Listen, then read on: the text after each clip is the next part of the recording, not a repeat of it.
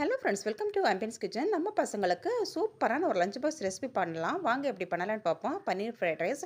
இது பண்ணுறதுக்கு ஒரு 2 டேபிள் ஸ்பூன் ஆயில் சேர்த்துக்கலாம். அதில் பார்த்தீங்கன்னா 1/4 டீஸ்பூன் மஞ்சள்தூள், 1/2 டீஸ்பூன் பெப்பர், 1/2 டீஸ்பூன் மிளகாய்த்தூள் சேர்த்து, 1/2 டீஸ்பூன் உப்பு சேர்த்து லைட்டாக இதை வதக்கிட்டு, இது கூட பார்த்தீங்கன்னா 200 கிராம் பன்னீர் சேர்த்து லைட்டாக டோஸ்ட் பண்ணி எடுத்துக்கலாம். இப்போ பார்த்தீங்கன்னா இதே ஆயிலில் 1 டேபிள் ஸ்பூன் ஆயில் கூட விட்டுக்கலாம். ஒரு துண்டு இஞ்சி நறுக்குனது, ஒரு 5 பல்லு பூண்டு நறுக்குனது சேர்த்து லைட்டாக டோஸ்ட் பண்ணிக்கலாம்.